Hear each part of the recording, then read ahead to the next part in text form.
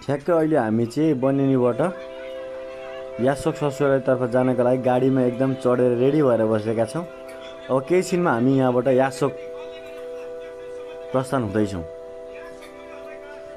अहिले हामी ठ्याक्कै भन्नुपर्दाखेरि इलाम बजार पुगेका छौँ। यहाँ दिदी गाडीमा चढेर म भिनाजुको बाइकमा चढेर हामी यासोकतर्फ बाइकमा साडु दाइ र भाइ अहिले यासोकको लागि जाँदैछौँ। ठ्याक्कै यो राकेको ठाउँ हो। राके नजिक हामी पुग्दैछौँ। एकदम हेर्नुहोस् हुस्से छ बाटोभरि र यो हुस्से यो चट्टान हेर्नु, यो ठ्याक्कै राकेदेखि अलिकति पारिपट्टि हामी यो ठ्याक्कै चट्टान पुगेका छौँ। अब यो बाटो हुँदै हामी पञ्चमी दशमी हुँदाखेरि पुग्नेछौँ, यासोकतर्फ जाँदैछौँ र बिचमै हामी कुमाई गाउँपालिका छिर्छौँ।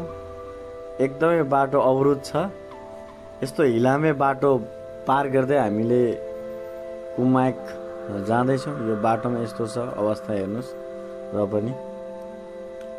र यो चाहिँ हामी घुम्ने क्रममा यासोकको ठ्याक्कै स्वास्थ्य चौकी अहिले तपाईँले देख्नु भएको छ। स्वास्थ्य चौकीबाट माथि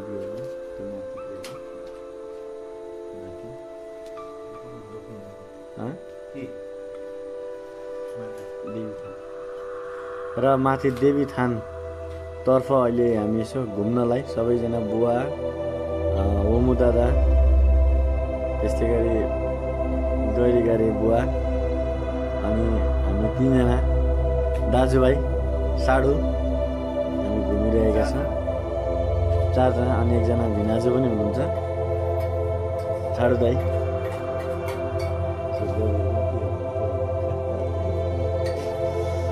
र एकदम यात्रा रमाइलो छ हाम्रो यो। हामी चाहिँ ससुरालीतर्फबाट यसो यासोक बजार घुम्न आइरहेका छौँ। यहाँको रमणीय दृश्यहरू हामीले अवलोकन गर्दैछौँ।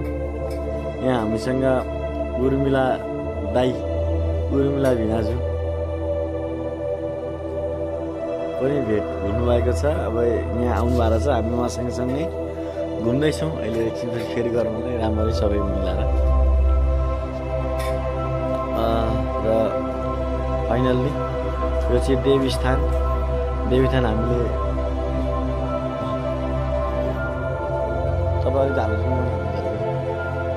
देवीथान भ्रमण गरेर ठ्याक्कै हामी घुम्दै यसरी यासोक पुरै अब 2 दिनको बसाइ पश्चात यसरी यासोक बजार हामीले एकदम घुम्दैछौँ। यो देवीस्थान हो। देवीस्थान यहाँको निकै लोकप्रिय पर्यटक स्थल रहेको छ यासोकको।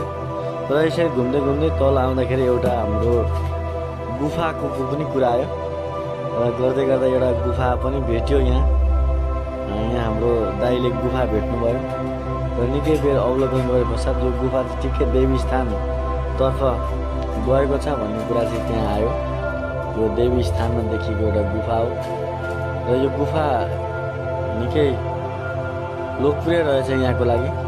तर भित्र एकदमै अन्धकार भएको हुनाले चाहिँ के छ कसो छ भनेर हामीले त्यहाँ जान आँट चाहिँ गरेनौँ।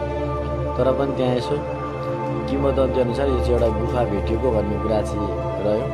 र त्यहाँ हामी गुफामा चाहिँ सबैजनालाई पालैपिलो यहाँ हेऱ्यौँ। एकदमै रमणीय छ यो ठाउँ। यासोकको लागि यसो घुम्नलाई केही छैन भए पनि प्राकृतिकसँग रमाउनलाई, प्रकृतिसँग रमाउँदै हेर्दै खेल्दै बुवा दाजुभाइहरू यसरी एक आपसमा हिँड्दा पाउँदा घुम्न पाउँदा पक्कै पनि एकदमै रमणीय भएको छ यो भ्रमण। र यसरी हामीले यो देवीस्थान भ्रमण गर्दै अब लिस्न पनि धेरै सजिलो रहेछ बाटो। तर चढ्ने क्रममा चाहिँ अलिकति अप्ठ्यारो रहेछ। तर ओर्लिने क्रममा सजिलो हुँदै हामी यासोक बजार ठ्याक्कै पुगेका छौँ। र यासोकको ठ्याक्कै बिचमा हाम्रो के छ भन्नुपर्दाखेरि परेको गुण छ, एकदमै रमणीय रहेछ। यहाँ चाहिँ ठ्याक्कै त्यो एकादशी द्वादशी आएको अविरल वर्षाका कारणले सबै गाडीहरू यहीँ थन्किएर बसेको अवस्था छ। र यसरी यो शालिग भनेको चाहिँ हाम्रो ठ्याक्कै शालिग रहेको छ, जसले चाहिँ यासोक बजार पुरै उहाँले बनाउनु भएको र यहाँ विकासको लागि उहाँले धेरै पहल गर्नुभएको भन्ने कुरामा आयो, सुन्नमा आयो। यसरी हामी सम्पूर्ण ड्याडीहरू, दाजु, चिरन दाई, दिपेन दाई, म स्वयं र गरी गरे बुवा मिलेर यसरी हामी सबै यासक भ्रमण, यासक बजार घुम्यौँ। र यो चाहिँ ठ्याक्कै बिहानको दृश्य हाम्रो ठ्याक्कै ससुराली घरबाट हिमालको दृश्य मैले तपाईँलाई देखाउन पुगिरहेको छु। यसरी चाहिँ हाम्रो पहिलो यासक घुमेको मैले छोटो भिडियो एउटा तपाईँहरू सामु राखेँ, जो ठ्याक्कै बिहानी पखको भिडियो यासक हाम्रो ससुराली घरबाट बिहानको ठ्याक्कै कुम्भकर्ण हिमालको दृश्य म तपाईँलाई यहाँ देखाइरहेको छु।